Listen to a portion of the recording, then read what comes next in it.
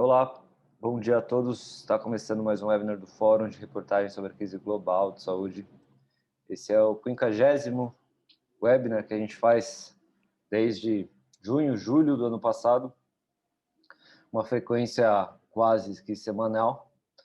E a gente vai chegando aí nessa marca, né? Que provavelmente vai se expandir aí para os próximos meses. Esse webinar também é especial porque pela primeira vez o ICFJ, o International Center for Journalists, que coordena os fóruns não só em português, mas também em inglês, espanhol, francês, árabe. Ele organizou para todos tratarem da mesma pauta no mesmo dia. Não no mesmo horário, por causa dos fusos horários, né? Mas no mesmo dia. E é uma pauta que a gente já chegou a abordar em webinars anteriores, mas a gente quer dar uma perspectiva diferente agora, trazendo um pesquisador para falar com a gente e uma jornalista que cobre ciência e saúde. Os convidados são Marcelo Bragatti, Mariana Lenharo. Marcelo é pesquisador, a Mariana é jornalista, freelancer, cobre ciência e saúde. Marcelo é pesquisador. Eu queria passar a palavra para eles. Primeiro, agradecer a uma horinha aí do dia, né, dessa quinta-feira, dessa manhã de quinta-feira. E também dar a oportunidade de se apresentarem, falar um pouquinho. Marcelo, por favor, tudo bem? Muito obrigado. Muito bom dia, obrigado pelo convite, pelo espaço. Antes de mais nada, eu queria dizer que se surgirem sons de fundo, vai na pandemia, com 2 furacões aqui, então peço desculpas adiantadamente. Eu faço meu doutorado na URGS, estou engajado em fazer divulgação científica, tenho aprendido muito na troca com colegas jornalistas no processo, tem sido muito bom para nós, como um todo. Faço parte da rede Análise Covid, é uma excelente experiência. Também contribuo no Point of Science Brasil, aqui em Porto Alegre. Então, todo esse espaço de troca que a gente pode trabalhar e aprender junto é sempre muito bem-vindo. Obrigado, Mariana, tudo bem? Oi, tudo bem, Daniel? Obrigada pelo convite. Tudo bem, Marcelo? Bom, eu sou jornalista de ciência e saúde, cubro esse tema há mais de 10 anos. Já fui jornalista de redação do Estadão, por um breve período da Folha, do G1. Fiz mestrado em jornalismo científico na Colômbia, em Nova York, e nos últimos 2 anos eu tenho atuado como freelancer, publicando em diferentes veículos. E acho que esse tema de hoje, de como os jornalistas podem trabalhar melhor com a comunidade científica, é super relevante. E tenho aqui uma listinha de coisas que que eu gostaria de falar. Obrigada Maravilha. pelo convite. Eu que agradeço a sua presença, Mariana. A listinha de coisas para falar é o que não vai faltar hoje. Gente, pontapé inicial, antes da gente partir para o debate propriamente dito, e queria lembrar a vocês e aos participantes que esse webinar está sendo gravado, ele vai ser disponibilizado depois no canal da EJNet no YouTube, na íntegra, para quem não puder ver alguma coisa, não puder ver tudo, acompanhar depois com calma também o webinar. Bom, passado todo esse tempo, a gente vem para esse ponto de discussão como podemos melhorar a relação, né, a comunicação entre pesquisadores e jornalistas. Eu queria discutir esse tema não só da perspectiva institucional, no sentido de veículos de imprensa, grandes, pequenos e médios e institutos de pesquisa, essa parte de, digamos, desses dois lados da comunicação, mas também na parte do 1 a 1, do jornalista falando com a fonte, do repórter falando com a fonte. Minha primeira pergunta vai ser para os dois. Queria que o Marcelo, se puder, por favor, começasse respondendo. E aí a gente deságua nos tópicos separados para os convidados.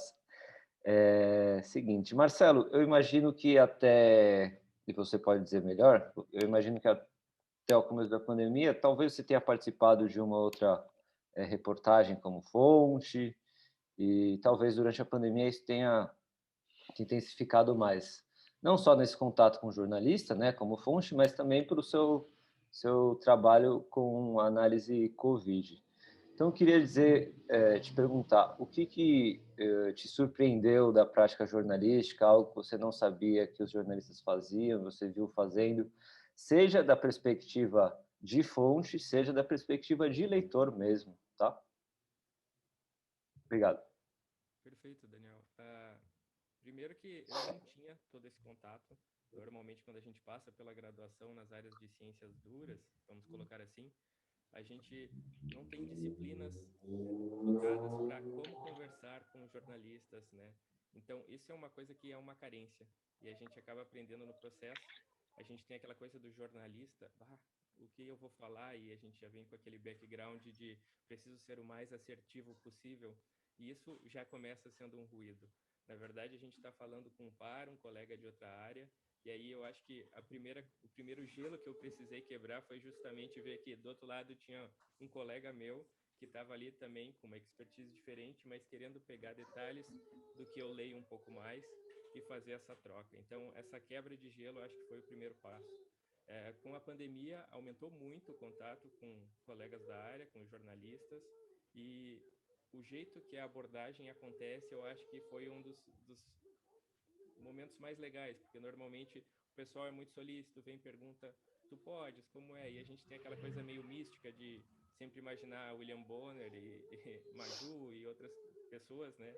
Então, quando a gente vê que vocês também são seres humanos como nós, e é importante fazer essa quebra também do nosso lado, né? Às vezes as pessoas imaginam, cientista, eu ainda estou no meu doutorado, mas eu me considero um cientista, eu pesquiso e eu sou igual a vocês, a diferença é que eu só estou lendo mais. Então, acho que esse primeiro momento de quebra é fundamental, deveria ser mais pontuado para a gente derrubar um pouco essas barreiras. Eu começaria dizendo que esse foi o primeiro ponto que me chamou muito a atenção e que eu acho que é simplesmente começar com conversas, fazer mais intercâmbios ajuda muito. E vou fazer 2 centavos da nossa parte, a gente se expressa muito mal, talvez por não ter essa base e não saber lidar com o colega do jornalismo. Então, tem muito colega pesquisador da nossa parte que não quer falar. Que diz, eu vou falar alguma coisa errada, pode ficar ruim para minha carreira. Eu acho que, no final das contas, é uma coisa meio de filosofia de vida, né? A gente aprende errando, mas a parte da pesquisa é muito dura com quem erra publicamente. Então, essa é uma barreira bem clara para nós. E aí fica difícil fazer esse primeiro passo. Então, quando a gente tem pessoas do lado de vocês que vêm, que conversam, que são solícitas, que explicam, que filtram bem o que a gente fala, a gente vai poder pontuar um pouco mais isso depois, eu acho que é o principal. Pelo menos foi para mim.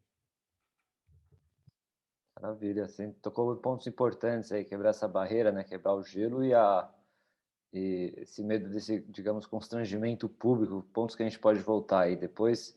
Queria passar para a Mariana também, agora uma pergunta parecida, mas da perspectiva do jornalista. Você já vem trabalhando com ciência e saúde desde anos antes da pandemia.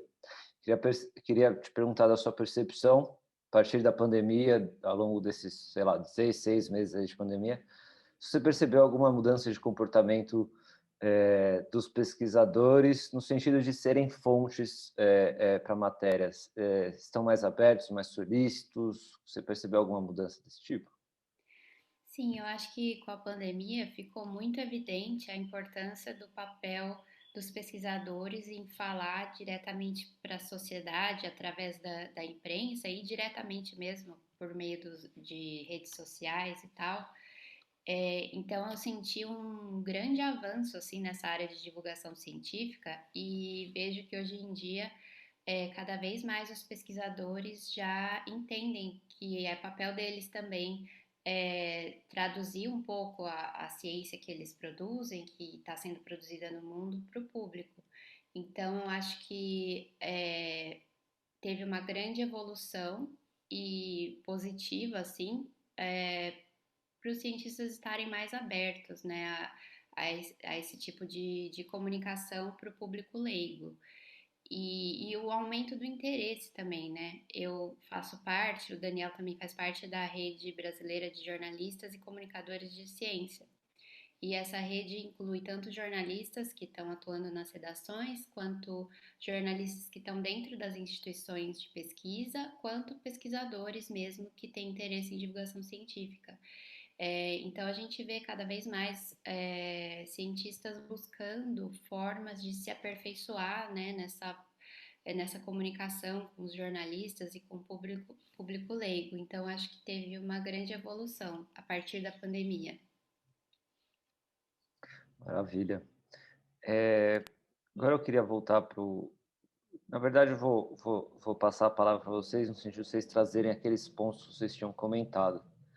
Mas eu queria perguntar de maneira geral, no uso das redes sociais, independente de ser pesquisador ou jornalista, algumas pessoas usam mais, usam menos as redes sociais para falar do seu próprio trabalho, né?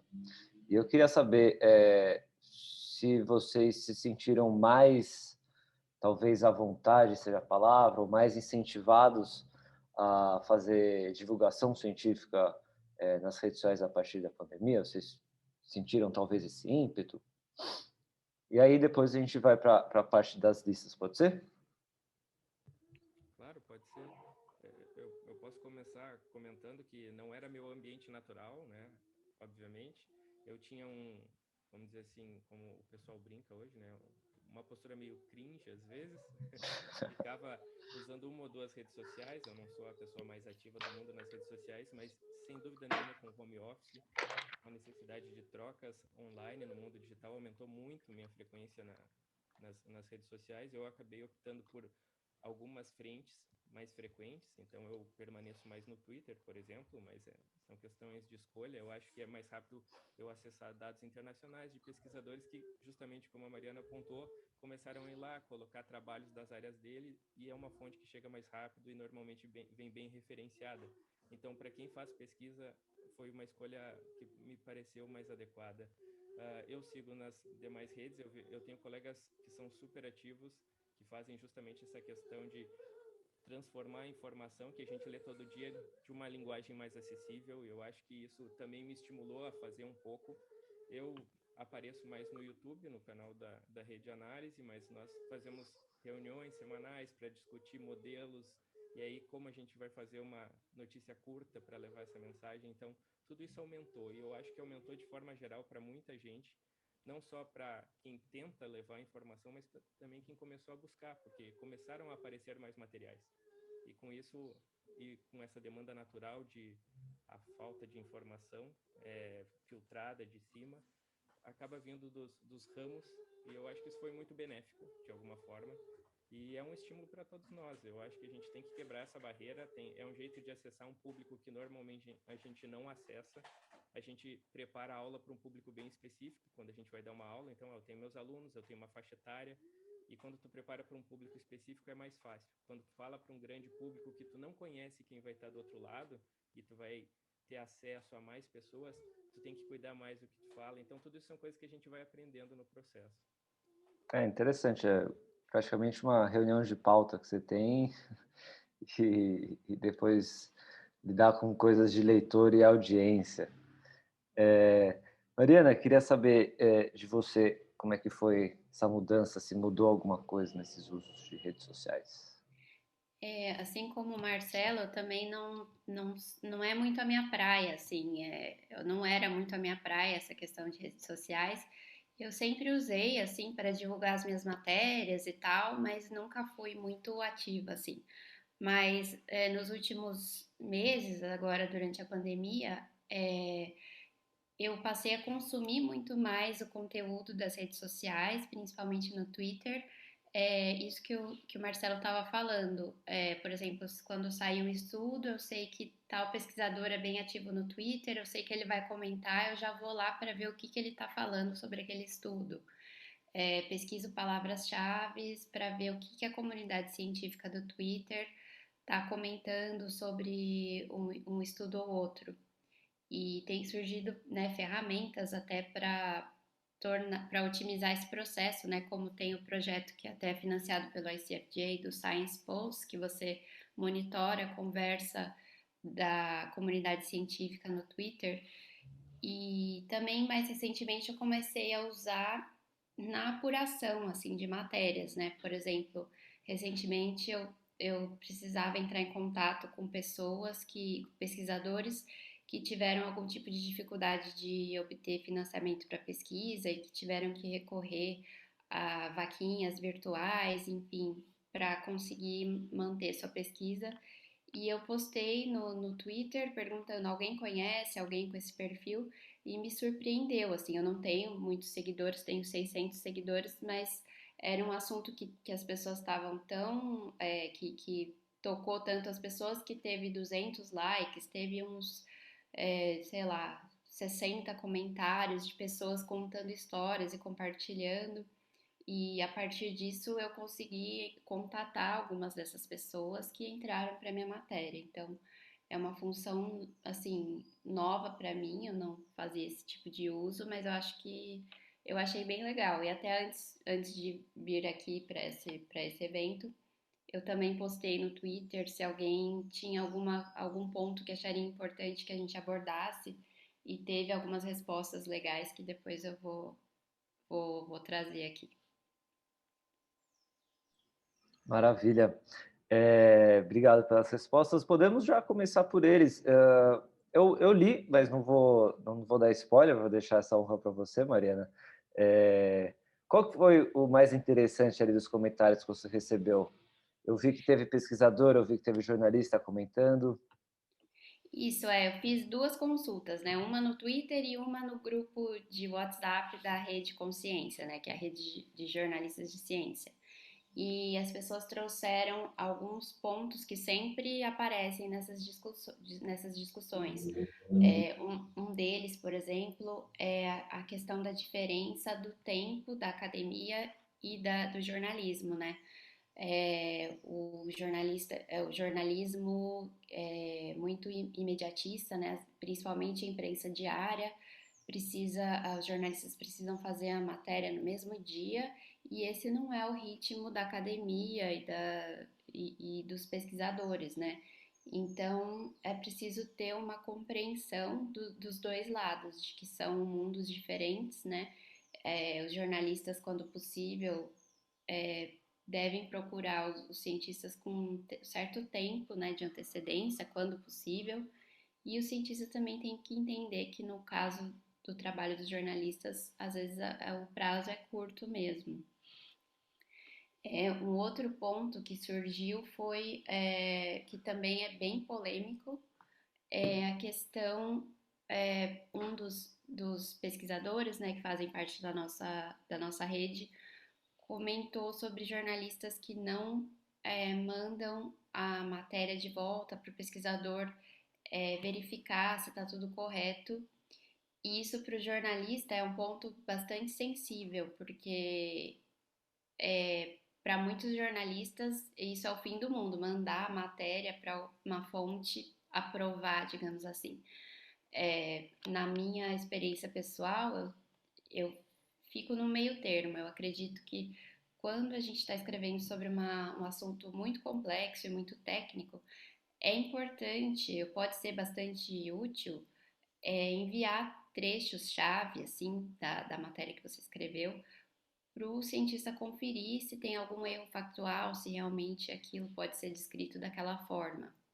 Então é o que eu procuro fazer, mas assim, eu nunca mando a matéria inteira, eu mando só as aspas que eu selecionei daquela entrevista, só aquele trecho que diz respeito à entrevista que eu fiz com aquele pesquisador, quando eu tenho uma certa insegurança se eu escrevi da maneira correta, ou quando o pesquisador pede.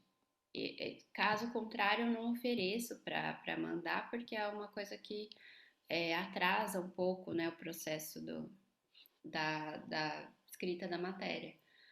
Mas é bem polêmico, porque fazendo isso, mandando o texto de volta, às vezes o pesquisador pode achar que é papel dele editar aquele texto ou deixar aquilo, querer ressaltar só os aspectos positivos de uma pesquisa, por exemplo.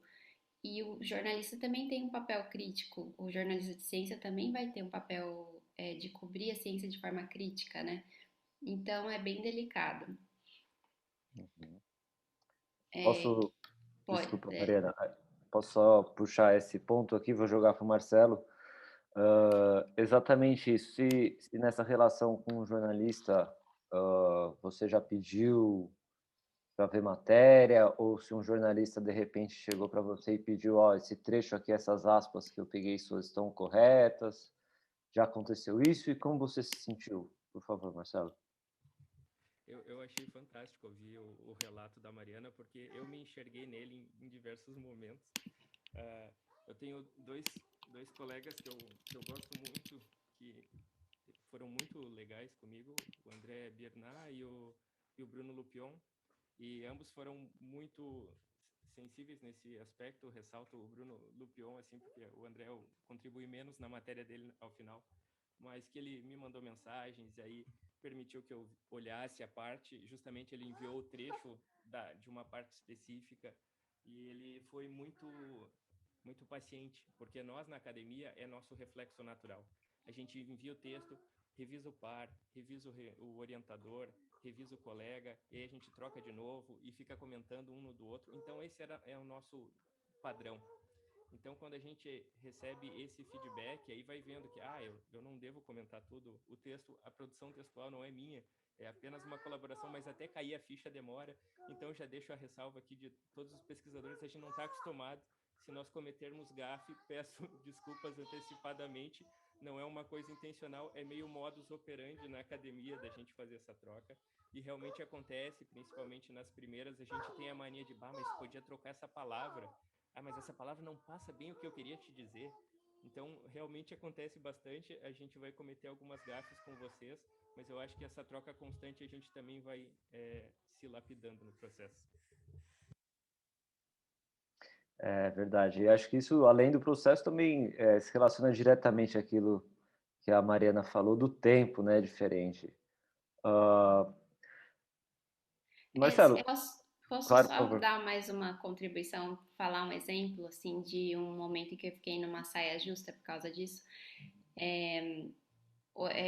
Eu estava escrevendo uma matéria sobre um estudo e eu estava entrevistando alguns pesquisadores que não faziam parte daquele estudo para comentar sobre aquele estudo em questão. E desses pesquisadores, era um que tinha sido um dos revisores, né, na publicação, revisores pares, e ele, por acaso, também no laboratório dele tinha uma linha de pesquisa similar àquela que havia sido publicada, só que ele usava um método diferente para chegar àquele mesmo fim, né? Era uma matéria sobre resfriamento de chips eletrônicos.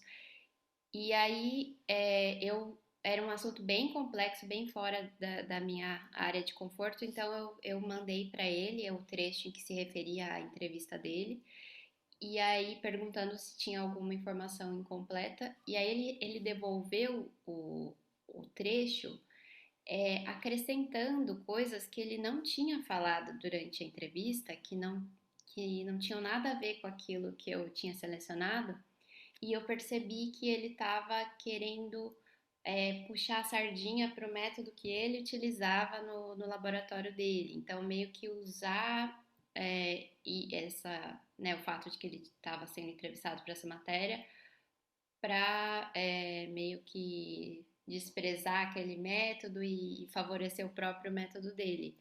E aí eu fiquei numa saia justa porque eu tive que responder falando, olha, eu só mandei para você verificar se existe algum erro factual, né? Tive que dizer de uma forma bem educada que ele não poderia incluir, né, o que ele quisesse na matéria, mas foi bem constrangedor, mas aí ele respondeu imediatamente, falou, claro, tal, acho que ele só tentou empurrar o negócio lá para ver se colava. Mas no fim, o retorno dele não foi nada, digamos, mal educado. Ele Não, compreendeu. eu expliquei, né, que era só para ele checar a correção das informações e ele falou, tudo bem, sem problemas, tá tudo correto. Ele só tentou inserir ali umas coisas a mais. Eu acho que a gente, por reflexo, acaba colocando o modo artigo no processo. E aí, no modo artigo, a gente sempre tem que colocar na discussão por que o método é melhor, por que o método é acurado. Então, é um pouco um reflexo também, né? Óbvio, não é uma desculpa, mas acontece. Sim, sim. Mariana, eu imagino que tem alguns outros pontos aí que você queira comentar. Teve um comentário interessante do Fred Santana, que é jornalista, trabalha no Vocativo e também atua não, desculpa, participa dos debates ali do fórum. Mas antes eu queria jogar de volta para o Marcelo para dar a oportunidade dele de trazer também algum dos pontos que ele disse ter separado, de como a gente pode melhorar essa comunicação entre jornalista e pesquisador. Marcelo, por favor, você pode trazer algum desses pontos para a gente? Claro, eu acho que o primeiro deles e o que mais me chamou a atenção, e a maioria dos meus colegas, são títulos e cabeçalhos das matérias. Querendo ou não, a gente pode deixar ele mais chamativo de diferentes formas. O problema é que, às vezes, o dado não permite a interpretação numa frase curta, e a frase muito enxuta pode trazer não a melhor forma de passar aquela informação. Então, às vezes, quando a gente segue um modelo no artigo, fica com um nome desse tamanhão, né? Por quê? Porque aí tu pontua cada detalhe. Isso talvez não seja adequado para uma matéria, mas também tem que cuidar como a gente coloca esse título, porque às vezes ele fica muito chamativo, fica bom, mas ele não passa exatamente o que a gente queria transmitir. E nesse processo, às vezes isso afasta também nós desse lado, porque a gente fica com medo de contribuir, né, como nós poderíamos, mas aí quando tu vê o título e com o fluxo e a velocidade que precisa sair a notícia, ele não está passando a informação. E tem gente que nem lê, né? Tem gente que passa, olha o abstract, né? Olha o começo da notícia, o título, o primeiro parágrafo e vai. E às vezes a informação está bem adequada depois, mas a chamada principal não foi. Então esse é um sentimento que a gente fica assim do zelo que tem que ter com o título, que o título às vezes está passando a informação incompleta. Isso eu acho que é meio comum entre a maioria das nossas experiências. E o outro ponto principal, assim, que eu levantei conversando com meus colegas na rede também, são dados científicos como um todo, né? Todo dado científico, seja um banco de dados, seja um estudo, ele tem limitações. É dele, é do processo. E essas limitações são relatadas no artigo, quando espera-se que o artigo esteja num bom conjunto de informações. Então, tu tem que ir lá e tem que dizer, minhas limitações são essas, eu tenho uma corte pequena, esse dado é informativo para esta população. Então, esse tipo de detalhe é super relevante. O dado, como ele é alimentado, aquele banco de dados tem atraso, tu pode pegar essa informação dessa semana, mas ela cresce depois ao longo da série temporal e fica diferente o dado. Então, eu acho que, além de dar notícia com um título chamativo, tem que sempre ter o contraponto ainda de dizer, olha, esse dado é X ou Y, ele reflete, ele é um indicador, né? Não é para tomada de decisão. Esse tipo de coisa, às vezes, a gente acaba repetindo muito, e a gente não vê tanto na matéria. Eu acho que esses são dois pontos bem chamativos para mim. Entendi. Você tocou em dois pontos aí que dizem muito da forma, do espaço, né? De quantos caracteres cabem na matéria, seja no título, seja até no corpo da reportagem. Mas agora eu queria te fazer a Mariana também pode participar. A gente estava falando antes da parte da metodologia. A Mariana citou um exemplo de metodologia X ou metodologia Y, citando diferentes métodos ali numa matéria que ela estava escrevendo. Então, vamos supor, Marcelo, se a gente está trazendo a notícia e eu tenho que escolher alguma dessas informações, ou as limitações ou a metodologia aplicada. De modo geral, você acha, digamos, numa regra geral assim, você acha que dá para escolher um ou outro, falar entre metodologia, entre explicar a metodologia e explicar as limitações de uma matéria, opte por? Excelente pergunta. Não é fácil, concordo contigo.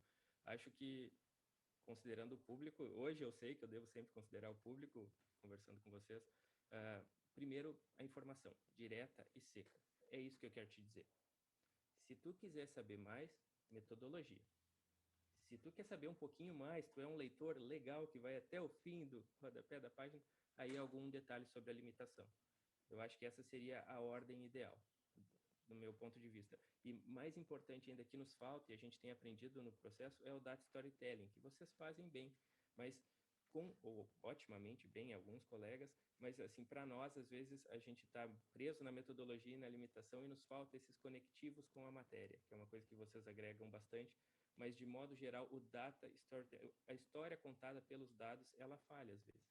E eu acho que esse é um ponto super importante também, de estar na matéria. Então, se tu não pode falar sobre a metodologia ou sobre a limitação, tu conta a história do dado, assim, em 2, 3 parágrafos, sabe? Por exemplo, não ficar abstrato, cobertura vacinal.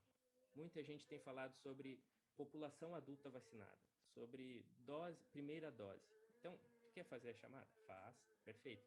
Só depois tu coloca lá. Importante salientar que cobertura vacinal é sobre o todo, sobre toda a população.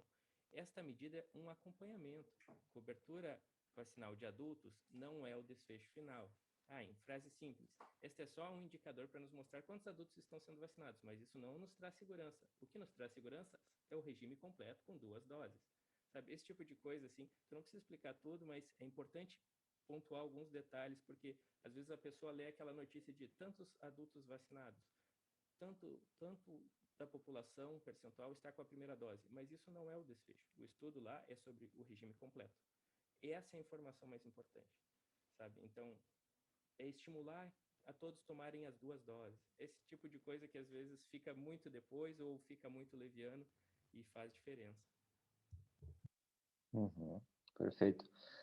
Mariana, você acha que faz sentido, de acordo com a sua experiência, a sua percepção de jornalista, você acha que faz sentido isso que a gente discutiu, esse conselho que o Marcelo deu, de se for para optar ali, depois no quinto, sexto parágrafo, começa pela metodologia, depois fala da limitação? Sim, acho que faz todo sentido e você tem que sempre presumir que o leitor, alguns leitores vão parar no primeiro parágrafo. Então, e tem vários níveis de aprofundamento, assim, que você pode dar a mesma informação de forma correta, num nível mais superficial, ou num nível um pouco mais aprofundado, ou num nível de detalhes bem maior.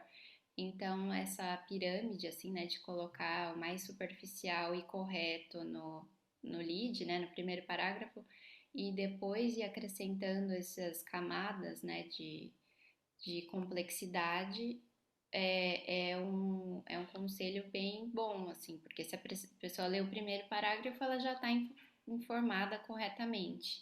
E se ela tiver interesse, ela vai se aprofundar. E só um comentário sobre o que o Marcelo falou sobre os títulos, né? Os títulos também dão bastante dor de cabeça para os jornalistas, porque às vezes a gente propõe um título e o editor vai lá e muda esse título para ficar mais atrativo pro público, né? Que a gente chama de caça-cliques, né? Um título bem assim chamativo.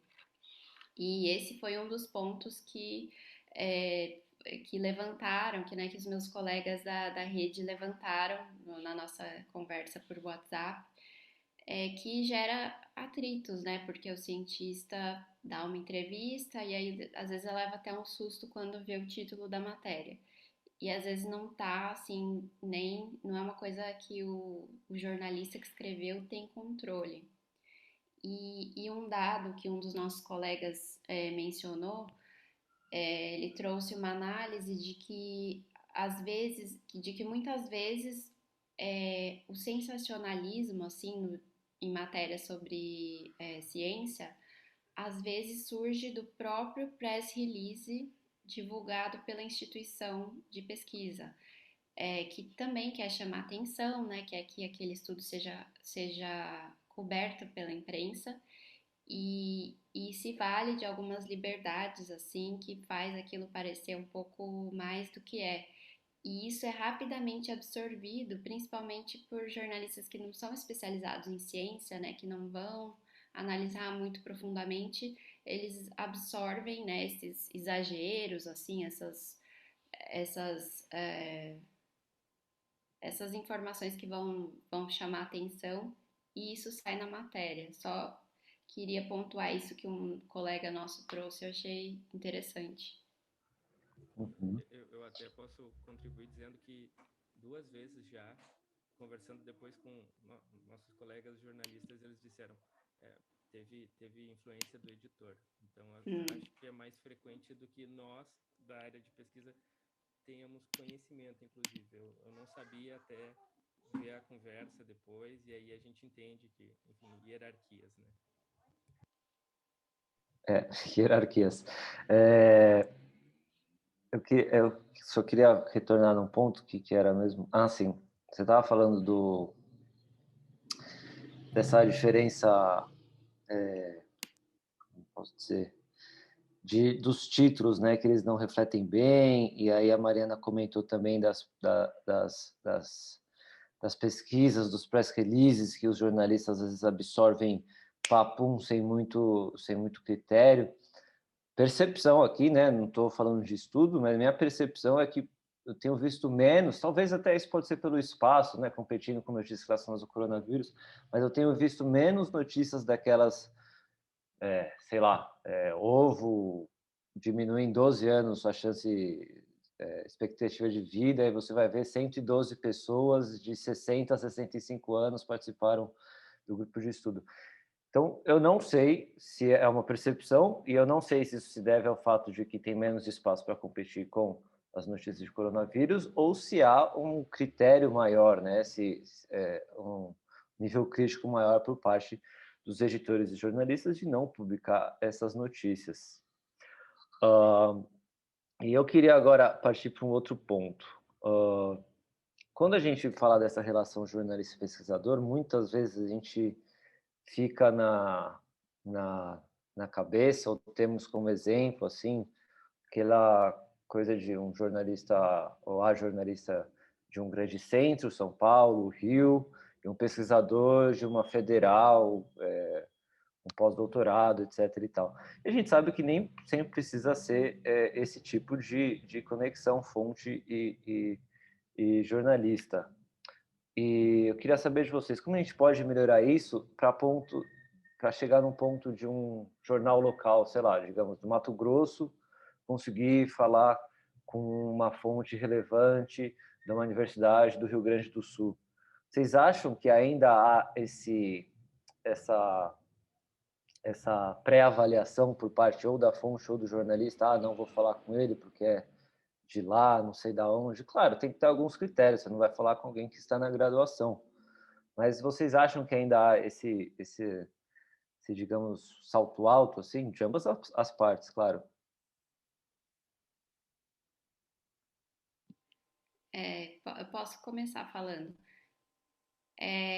Eu já tive experiência de trabalhar em veículos grandes e conhecidos e fazer matérias também para veículos que ninguém conhece o nome e tal.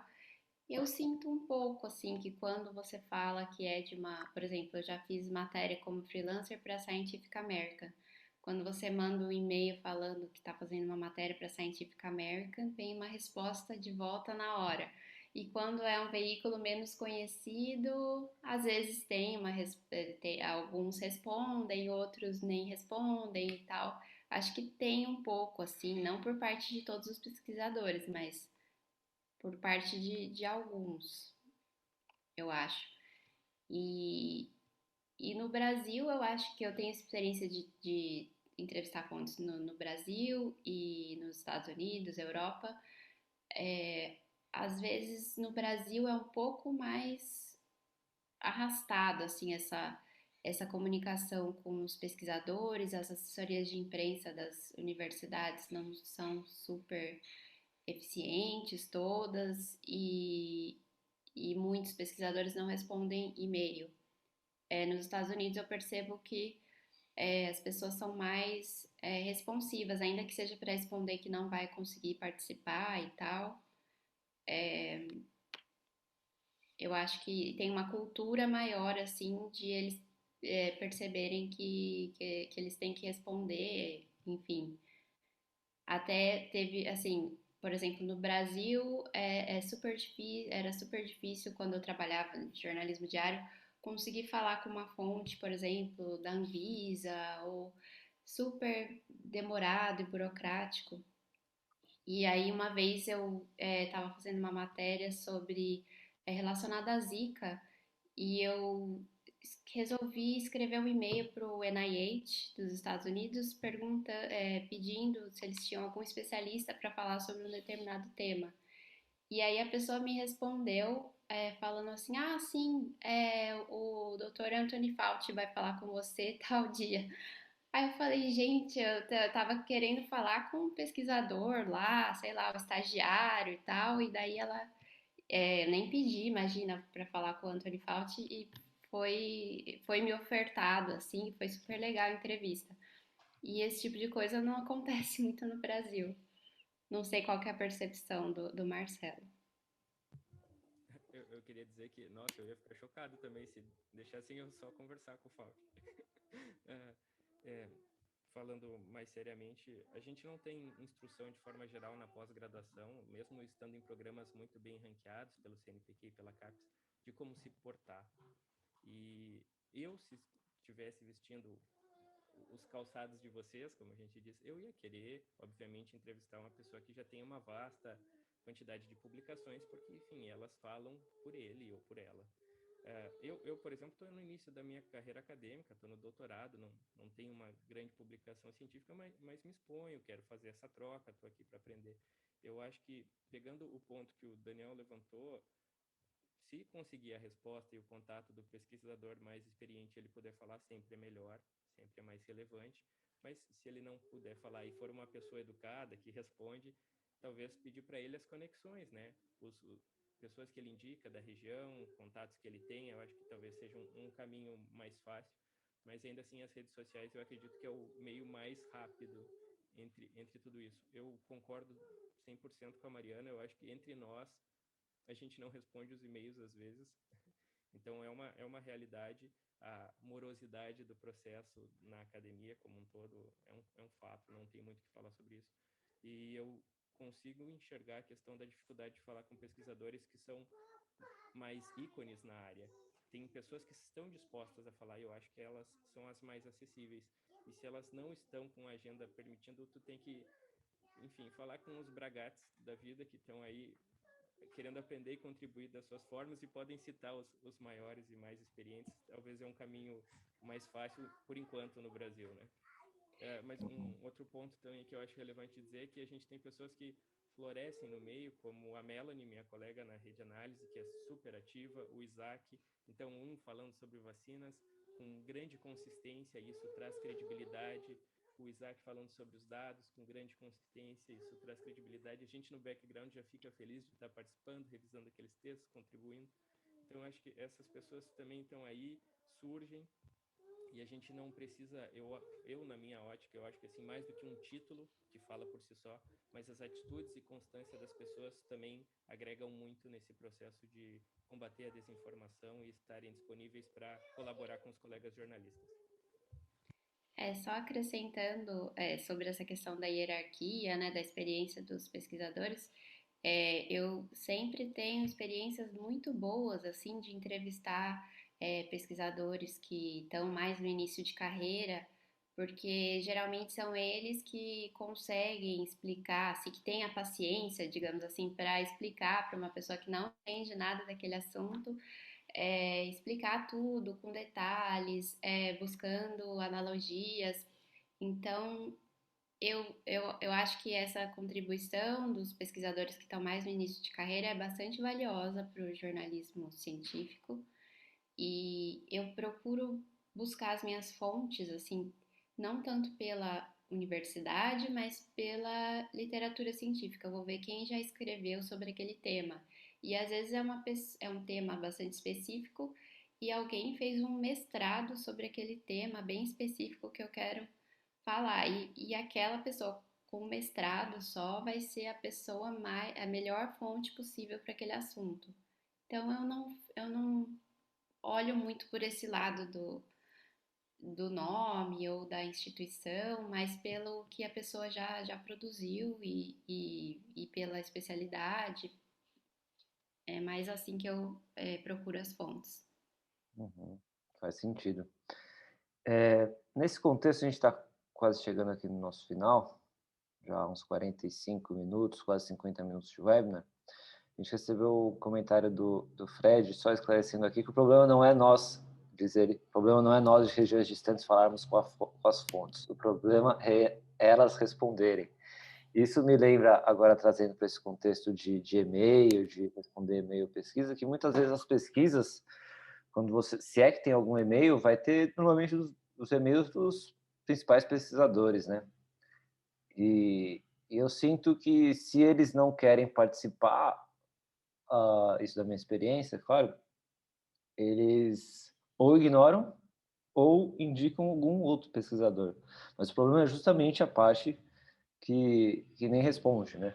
Ou seja, você vai, pega a pesquisa da pessoa, tá lá o e-mail, tem, sei lá, 8 autores, tem o e-mail do pesquisador principal, e até esse pesquisador principal responder, às vezes é um e-mail, um Gmail, um Hotmail, não é o e-mail da faculdade, o e-mail do trabalho, e acaba tendo essa... E a gente volta para aquele ponto que a Mariana citou, né, dos diferentes tempos da academia e do jornalismo. Tá. Deixa eu levantar só mais um ponto aqui em relação aos ruídos. Marcelo chegou a citar uma coisa de ruídos, acho que nos e-mails que a gente estava trocando para formalizar o convite. Eu queria te perguntar melhor, Marcelo, o que são esses ruídos que surgem da comunicação entre pesquisador e jornalista?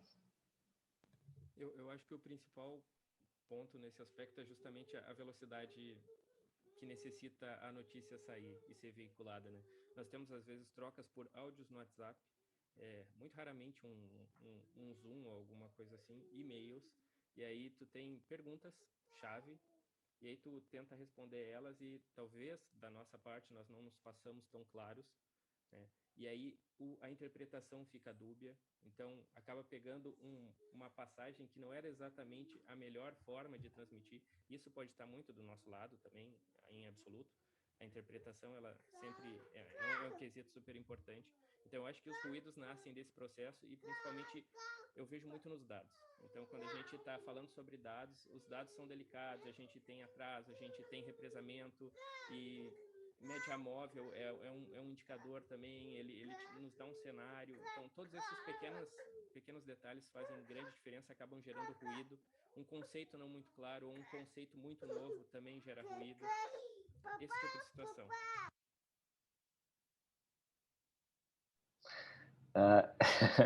Desafios de ser um pai pesquisador.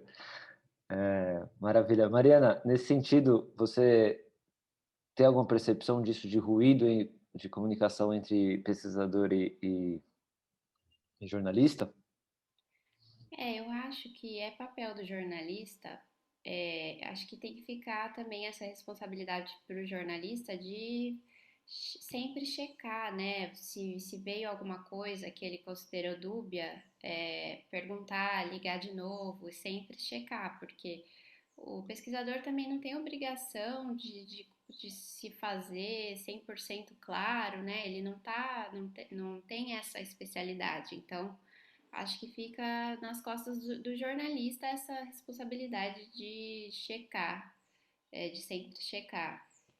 E uma coisa também que surgiu na nossa rede, né, que pode facilitar, né, e diminuir esses ruídos e melhorar esse relacionamento, é o jornalista ter os cuidados que ele deveria ter com todas as fontes, né, que é checar a informação, mandar o link da reportagem quando sair, simplesmente tratar aquela fonte com todo o respeito que ela merece. Isso não é exclusivo de jornalismo científico, é exclusivo de qualquer tipo de jornalismo, mas às vezes esses cuidados ficam de lado por causa da correria do dia a dia, assim, e não deveria. E aí deixa uma impressão muito ruim nesses pesquisadores que né, se sentem usados, né, eles dão entrevista e depois nunca mais ouvem falar daquele jornalista. Uhum. Sem medo de ser chato, né? Isso de ligar várias vezes, perguntar não entendi, repetir não entendi, não entendi, não entendi. E isso me relaciona até ao que a gente estava comentando de às vezes as pessoas, digamos, mais novas, assim, não mais novas de idade, mas mais novas na hierarquia acadêmica, terem mais paciência, né, de contar, de explicar. Maravilha. Eu acho até... Perdão, Daniel. Claro. Eu acho até relevante a gente pontuar que ciência não é sobre verdade, né? Não, se tu pega uma vibe mais filosófica, não existem verdades absolutas. A gente sempre tem o consenso do conhecimento atual e a gente vai ter posições diferentes dentro da academia. Então a gente vai ter artigos defendendo um ponto, artigos defendendo outro. A gente tem que cuidar no artigo e até para o próprio pesquisador vai ter lá se a pessoa declara viés ou não, se ela teve fomento da área. Isso são detalhes, são coisas lá dentro da academia, mas que fazem diferença quando tu olha quem comunica. Então, esse tipo de ponto é super, super relevante e eu acho que é uma coisa que é nosso, a gente tem que cuidar, a gente tem que saber como lidar com isso e não falar como se fosse a verdade, sabe? É o momento, é frisar isso. Ó, esse é o conhecimento atual, é o que está guiando algumas decisões. Ó, a gente sabe que o regime de terceira dose é para quem é imunossuprimido, é para quem tem a imunossenescência acontecendo e não é reforço, não vai pegar todas as idades. Então, aí tu pode dar um conceito e tu pode dar o contexto. Esse tipo de coisa às vezes nos falta e esse meio campo de vocês nos darem o feedback é super importante também. Eu acho que, né, não frisar que é o dono da verdade, isso às vezes acaba acontecendo inerente, não é a nossa postura, mas é o que os artigos pedem que a gente faça. Olha, essa é a melhor abordagem do momento, isso aqui é o que a gente realmente tem que seguir e está um pouco intrínseco no processo. Eu acho que é um desafio manifestar as incertezas, né, do conhecimento, porque por mais que se tenha certeza, digamos, 99% de certeza em relação a alguma coisa, aquilo é o conhecimento do momento, digamos, o estado da arte, né, e da pesquisa científica sobre determinado tema. Mariana, nesse contexto, tem alguma coisa que eu não te perguntei que você acha relevante comentar, seja sobre esse tópico agora, que é até relação do método científico, seja alguma coisa que a gente conversou antes?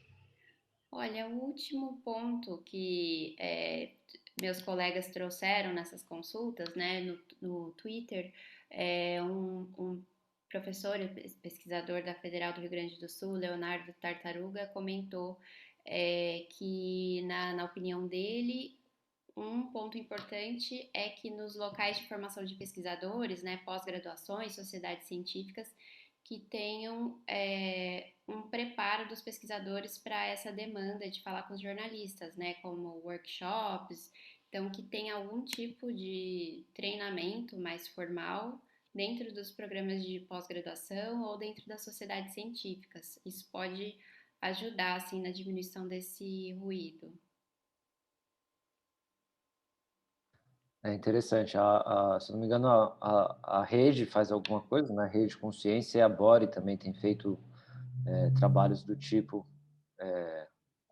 como pesquisadores podem falar. E eu vi que está indo até para graduandos, né? Não só nos diversos níveis aí da academia, mas acho importante desde o começo também graduandos estarem nesse jogo. Marcelo, teve alguma coisa que eu não te perguntei, seja sobre esse tópico, seja algum tópico anterior que a gente conversou, que você gostaria de comentar, que você acha relevante? Eu acho que, da minha parte, a gente cobriu a maioria. Eu queria dizer que eu concordo 100% com o professor que a Mariana levantou. Se a gente tivesse, vamos colocar como obrigatoriedade ter disciplinas de comunicação, de oratória, de como lidar para divulgar a ciência, isso seria fantástico e não precisa esperar pós. Eu acho que deveria entrar na graduação e deveria ser comum a todos, né? Nos faz falta no dia a dia, não importa a tua carreira. Então é super relevante e complementaria dizendo que talvez se os programas tivessem não só extensão, mas estímulo, contabilizassem tudo isso que a gente faz por fora de divulgação científica, dificilmente é contabilizado. Não conta nada para a tua pós-graduação e vai contar talvez uma extensão ou um crédito na graduação. Então são veículos que alimentariam o processo, deixariam as pessoas terem mais vontade de ir lá, porque a gente tem o perfil da pessoa que quer fazer e tem o mecanismo que auxilia a maioria a se engajar.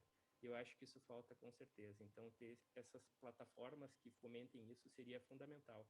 Não deixar somente as visionárias, como a Bore ou outras, puxarem tudo isso sozinho, o Instituto Serrapilheira, mas também ter as federais junto e as particulares todas de uma forma mais orquestrada, né?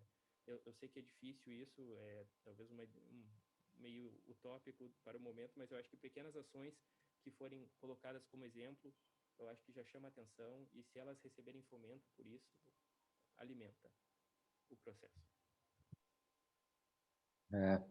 Bom, primeiro tem que ter recurso para fazer pesquisa, né? Se não tiver pesquisa, não tem divulgação científica. Então, gente, Mariana, Marcelo, a quem mais nos acompanhou aqui, quem estiver vendo pelo YouTube, muito obrigado. Foi um ótimo papo. Uma horinha aí do dia de vocês dessa quinta-feira. Queria lembrar que esse webinar estará disponível no YouTube até amanhã, meio-dia também. E se alguém tiver alguma outra dúvida, quiser entrar em contato com o Marcelo ou com o Mariano, comigo mesmo, pode mandar mensagem nos comentários do vídeo, no Facebook, no YouTube, ou acesse o Fórum de Reportagem no Facebook. Só procurar lá em grupos, Fórum de Reportagem sobre a crise global de saúde. Também teremos um recap, uma recapitulação que será publicada no IJNet. Marcelo e Mariana, muito obrigado. Bom dia para vocês. Um abraço. Muito obrigada. Tchau. Obrigado, tchau, tchau. Valeu, Marcelo. Valeu, Mariana. Tchau, tchau. Tchau.